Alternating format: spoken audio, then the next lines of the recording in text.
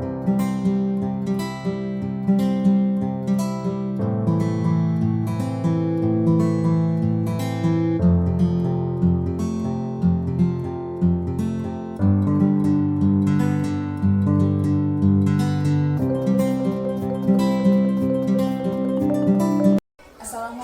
warahmatullahi wabarakatuh.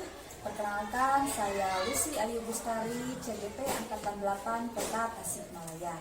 Bersama saya sudah hadir Ibu Hajah Tini Watini, SPD MPD, selaku Kepala Sekolah di SDN Sukamulya, Kecamatan Bungusari, Kota Tasikmalaya, tempat di mana saya bertugas. Beliau juga nanti akan membantu saya dalam tugas demonstrasi kontekstual modul 3.1, yang mana dalam modul ini harus mewawancarai 2-3 kepala sekolah tentang pengambilan dan pengujian keputusan sesuai dengan nilai-nilai kebajikan universal sebagai pemimpin. Selamat pagi, Bu. Selamat pagi. Bagaimana kabarnya, Bu? Alhamdulillah. Ya. Mohon maaf mengganggu waktunya ya, Bu ya. Ya, silahkan. Ada apa? Begini, Bu, di sini saya akan mengajukan beberapa pertanyaan yang intinya itu adalah bagaimana seorang ibu sebagai kepala sekolah di SDN Sukamulya mengambil keputusan dan menguji keputusan tersebut sebagai solusi terbaik untuk sekolah. Kita mulai saja ya, Bu. Siap. Ya.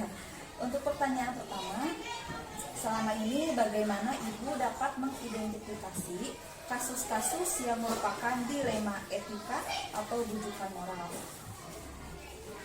Ya, terima kasih, Bu Lucy.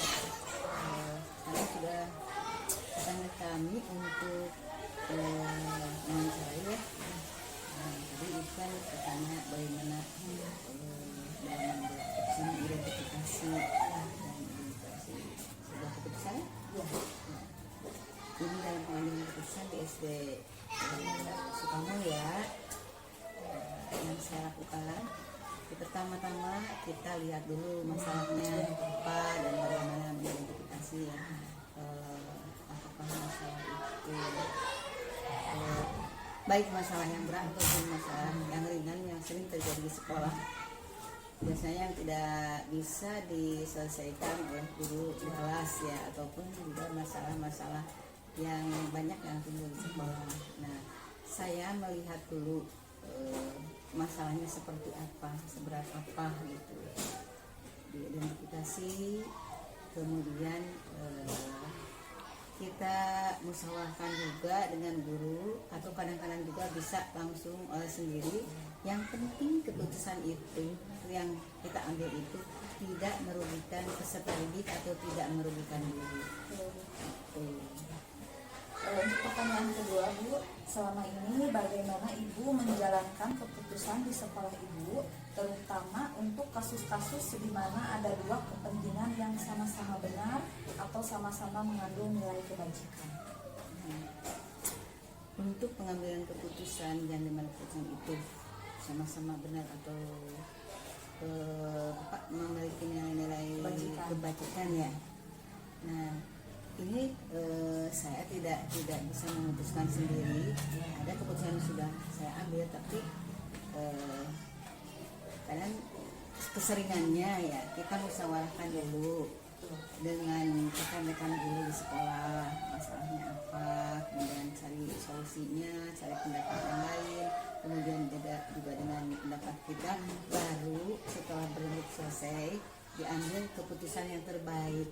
Apalagi ini kan keputusannya yang sama-sama benar ya. Nah, Bu, langkah-langkah atau prosedur seperti apa yang biasa Ibu lakukan selama ini?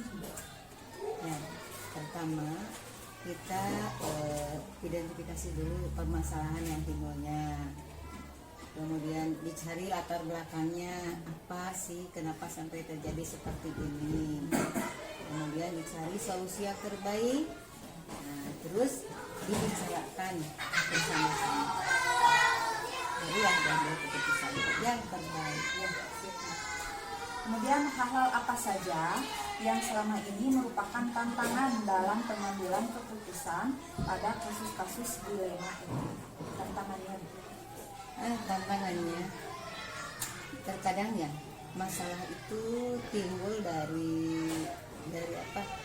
Dari dalam diri anak itu sendiri, kemudian juga yang bisa merugikan pihak lain ya. Kadang-kadang juga kita selesaikan, kita cari solusinya, tetapi tidak sepaham.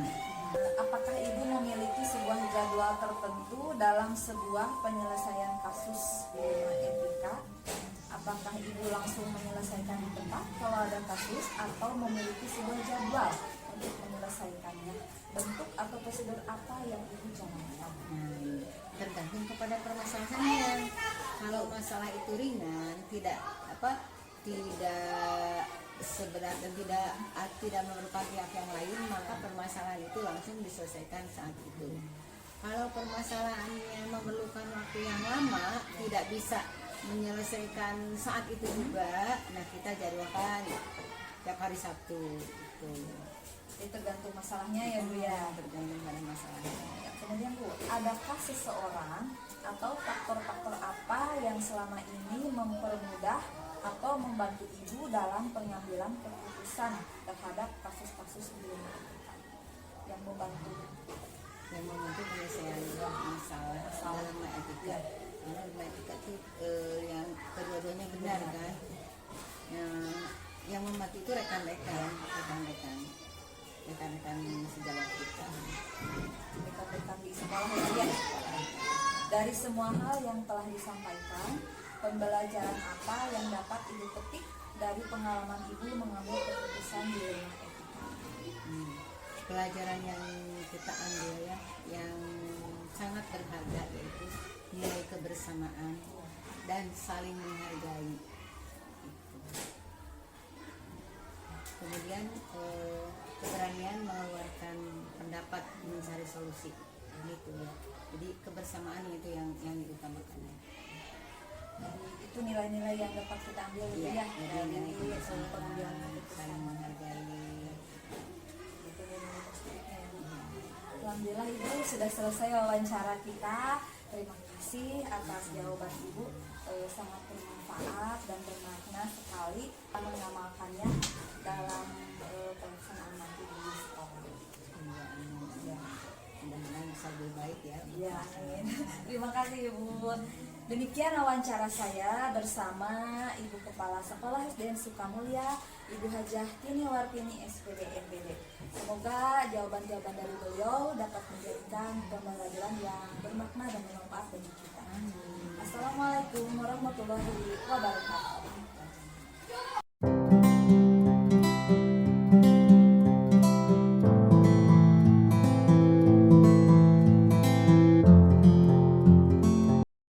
Assalamualaikum warahmatullahi wabarakatuh. Perkenalkan, saya Lucy Ayu Bustari SPD, CGP Angkatan 8 Kota Tasikmalaya. Di sini sudah hadir bersama saya Bapak Irfan Kristipan MPD. Beliau merupakan Kepala Sekolah di SDN Rancabendem Kota Tasikmalaya. Beliau juga akan membantu saya dalam demonstrasi kontekstual modul 3.1, yang mana dalam modul ini diharuskan mewawancarai 2-3 kepala sekolah tentang pengambilan dan pengujian keputusan sesuai dengan nilai-nilai kebajikan universal sebagai pemimpin. Selamat pagi Bapak. Selamat pagi Bu. Ya, bagaimana kabarnya Pak? Alhamdulillah Ya, baik. mohon maaf mengganggu waktunya ya Pak. Siap Ya. Bu. Begini Pak, di sini saya akan mengajukan beberapa pertanyaan yang intinya adalah bagaimana seorang Bapak Irfan Kristipan sebagai kepala sekolah di SDN Rancabendem dalam mengambil keputusan dan menguji keputusan tersebut sebagai solusi terbaik untuk sekolah. Kita mulai saja ya Pak. Siap Bu. Ya. Untuk pertanyaan pertama, selama ini bagaimana Bapak dapat mengidentifikasi kasus-kasus yang merupakan dilema etika atau rujukan moral? Baiklah, terkait dengan dalam menangani kasus-kasus terkait dengan dilema etika dan rujukan moral, memang seringkali kita dihadapkan dengan berbagai kasus ketika kita dihadapkan antara benar atau belas kasihan dan lain sebagainya. Nah, Kalau yang saya selama ini lakukan adalah lebih banyak kepada yang pertama menjalin komunikasi dulu, menggali informasi, semua informasi saya gali, dan yang kedua setelah mendapatkan berbagai informasi itu baru memperkirakan atau menimang baik buruknya. Kalau misalkan yang dilakukan saya keputusan itu lebih baik, maslahatnya, kebaikannya, maka itu akan dilakukan. Tapi kalau misalkan sekiranya apa yang dilakukan itu banyak berdampak buruk, nah itu juga akan lebih dilakukan, justru tidak akan diambil. Kenapa? Karena mengambil keputusan ini tidak bisa semerta-merta, oh ini aturan. Bisa saja ketika ditanya berbagai hal, bisa saja banyak alasan yang mungkin masuk logika dan bisa dipahami. Nah, selama aturan tetap diberikan, tetapi sanksi itu tidak hanya berupa hukuman. Nah, selama ini kita cenderung dengan ketika melanggar aturan berarti ada hukuman. Nah, ini kita selalu mengaitkan antara hukuman dan reward. Nah, hukuman, punishment atau reward. Nah, justru banyak hal bisa dilakukan dalam mengambil keputusan, tidak hanya berupa hukuman atau penghargaan saja. Sehingga itu yang saya lakukan jadi dua hal. Kalau orang Sunda, saya lebih menerapkan filosofi Sunda, nista maja utama. Nah, nista maja utama. Jadi yang pertama itu diberi peringatan, yang kedua diberi tindakan. Kalau yang ketiga sudah dinasihati, diperingati, ditindak juga, ini barulah dikenakan sanksi. Jadi tidak semerta-merta begitu kesalahan sedikit langsung menghukum dan lain sebagainya. Baik Pak, untuk pertanyaan kedua, selama ini bagaimana Bapak menjalankan keputusan di sekolah Bapak, terutama untuk kasus-kasus di mana ada dua kepentingan yang sama-sama benar atau sama-sama mengandung nilai kebajikan? Kalau kasusnya sama-sama benar, sama-sama baik lah gitu ya. Nah, yang paling sering saya lakukan justru saya mengambil keputusan dengan jalan musyawarah, karena negara kita juga adalah negara demokrasi di mana musyawarah untuk mencapai keadilan itu sangat penting.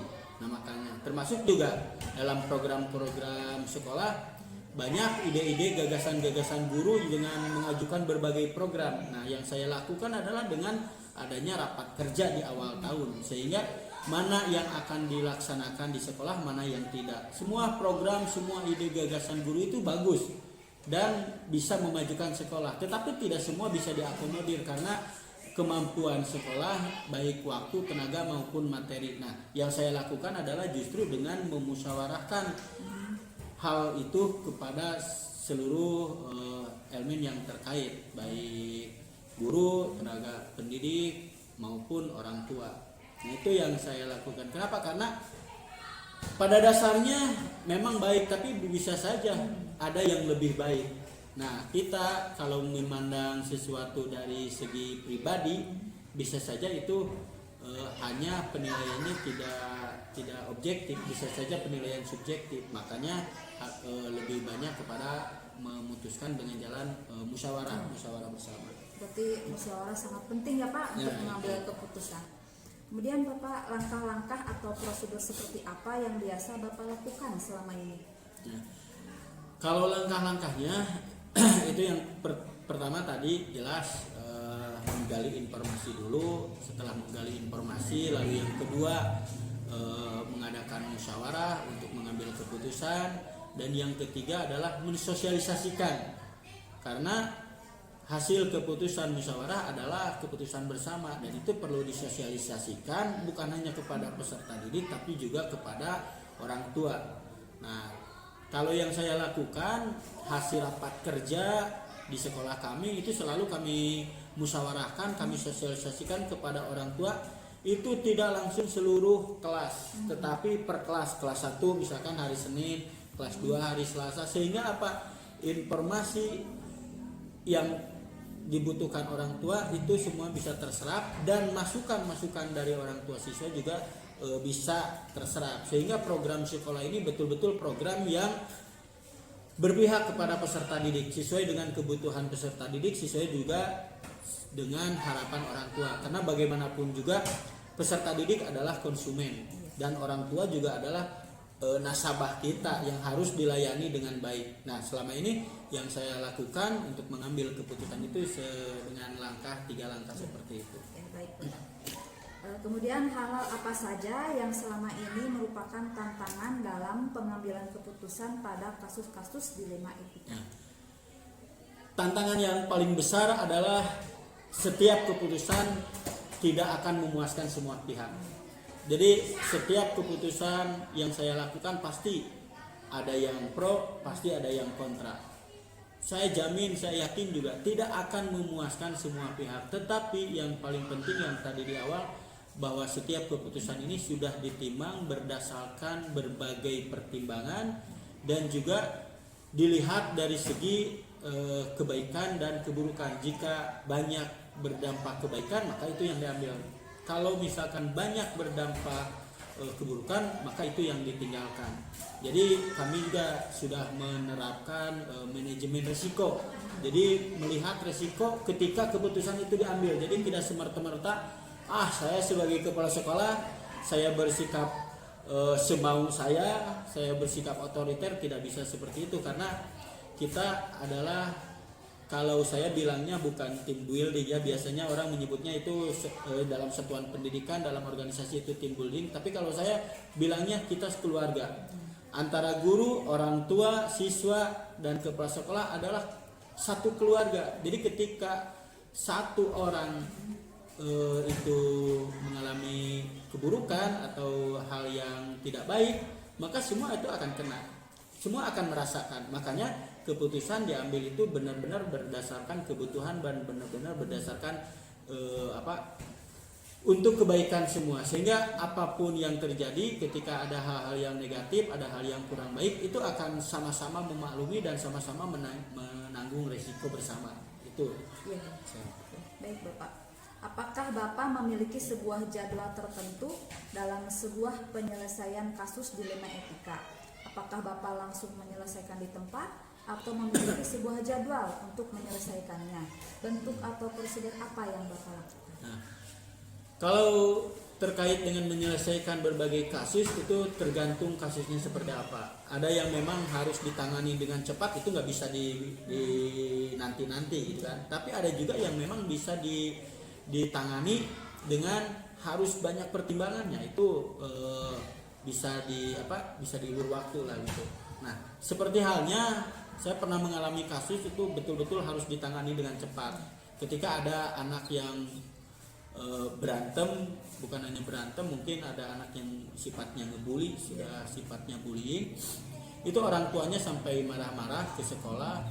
Nah, ketika saya sedang kegiatan dan sampai ke guru atau ke wali kelasnya, tapi wali kelasnya tidak jawabannya atau cara penanganannya mungkin tidak memuaskan, sehingga si orang tua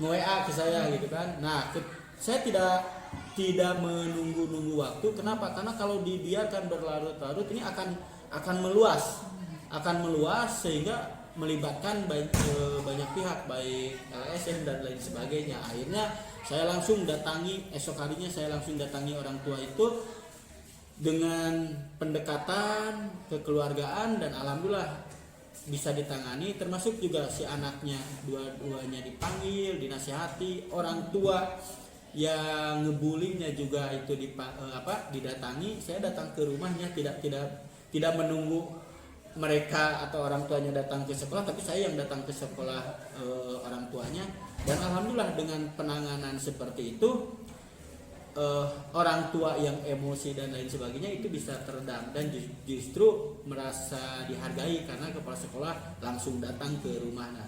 Nah, yang kedua, setelah hal itu bisa diredam, sebagai kepala sekolah juga harus melakukan tindak lanjut dari proses itu. Tentu saya melakukan berbagai pembinaan ke semua kelas, pencegahan bullying, jangan sampai terjadi lagi bullying. Dan dalam jangka waktu yang cukup lama, tindakan itu juga ditindaklanjuti lagi dengan saya mengundang dari Kamtibmas, dari kepolisian, memberikan penyuluhan. Kebetulan kalau hari Sabtu di sekolah kami itu lebih kepada pengembangan diri, ekskul dan P5 ya, proyek profil pelajar Pancasila, sehingga pada hari Sabtu bisa luasa mengadakan berbagai kegiatan. Nah, jadi kalau hal yang memang sifatnya harus urgen saya tangani dengan cepat gitu. Tetapi ketika hal itu harus dipikirkan terlebih dahulu, tidak bisa diputuskan secara cepat, harus dimusyawarahkan lain sebagainya, ya kami lakukan musyawarah. Biasanya rapat kerja itu jelas 1 tahun sekali di awal tahun pelajaran, itu membahas berbagai hal terkait juga dengan kurikulum. Lalu juga ada rapat-rapat biasa. Nah, ini hal-hal yang memang bisa memerlukan lama, nah itu bisa dilaksanakan di dalam rapat kerja. Tapi kalau yang urgen itu harus langsung harus ditangani gitu. Ya baik Bapak, kemudian adakah seseorang atau faktor-faktor apa yang selama ini mempermudah atau membantu Bapak dalam pengambilan keputusan dalam kasus-kasus di dilema etika? Nah, biasanya yang paling mempermudah adalah dukungan dari semua pihak.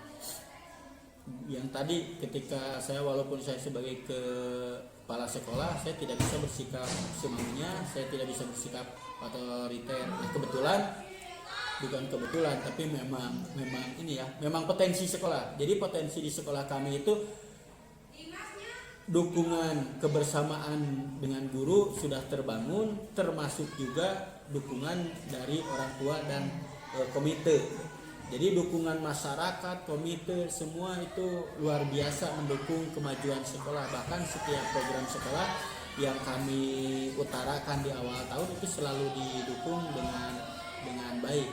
Bahkan setiap kegiatan yang selalu melibatkan orang tua, apalagi sudah terbentuk POM, nah itu selalu dukungan penuh. Itu mungkin yang menjadi kekuatan bagi saya sebagai kepala sekolah adalah bagaimana keputusan yang diambil itu bukan hanya semerta-merta karena penilaian subjektif dari kepala sekolah, tetapi betul-betul dilakukan objektif untuk kemajuan sekolah. Itu saja. Berarti dukungan dari semua pihak penting sekali ya Pak ya? Sangat penting, itu sangat penting. Bapak, untuk pertanyaan terakhir, dari semua hal yang telah disampaikan, pembelajaran apa yang dapat Bapak petik dari pengalaman Bapak mengambil keputusan di pelajaran yang paling berkesan mungkin setiap orang pasti akan mengalami dilema etika. Dia akan dihadapkan dengan berbagai hal yang harus diambil keputusannya secara bijak. Nah, karena bagaimanapun hidup itu pastilah ada pro dan kontra. Sampai dia meninggal pasti ada pro dan kontra. Nah, yang paling penting apapun ya keputusan yang sudah diambil itu harus berani dipertanggungjawabkan. Jadi, dan yang kedua, untuk mengambil keputusan itu kita harus melihat atau menggunakan manajemen risiko. Risiko apa yang akan terjadi ketika keputusan itu dibuat. Kalau kita tidak melihat risiko ke depan, risiko dampak dari keputusan kita, ya bisa saja ketika kita keputusan yang kita ambil ini kita akan keteteran atau lain sebagainya. Tapi kalau kita sudah melihat risiko kedepannya seperti apa, manajemen risikonya kita gunakan, insya Allah berbagai keputusan kita akan meminimalisir risiko. Walaupun risiko itu pasti ada, tetapi akan sedikit berbeda dengan ketika kita mengambil keputusan, pokoknya saya ini seperti ini, apalagi keputusan itu diambil dengan sepihak, itu pasti akan berdampak risiko yang buruk gitu kan. Tapi kalau diambil karena berdasarkan secara objektif, betul-betul untuk kebutuhan peserta didik, betul-betul untuk kebutuhan pelayanan terhadap orang tua dan lain sebagainya, risiko yang akan dialami itu akan minimalisir, akan kecil ya. Alhamdulillah Bapak sudah selesai wawancara kita. Siap. Ya, terima kasih atas masukan dan jawaban dari Bapak. Sama-sama. Sangat bermakna sekali jawabannya Pak. Semoga kita dapat mengambil dan menguji keputusan dengan baik ya Pak ya. Amin. Dan jawaban dari Bapak ini sangat bermanfaat dan menjadi referensi bagi kita semua. Demikian wawancara saya bersama Bapak Irfan Kristipan, Kepala Sekolah SDN Ranca Bendem, Kota Tasikmalaya. Semoga apa yang menjadi jawaban dari beliau dapat bermanfaat untuk kita semua dan menjadi referensi bagi kita juga. Amin. Assalamualaikum warahmatullahi wabarakatuh. Waalaikumsalam warahmatullahi wabarakatuh.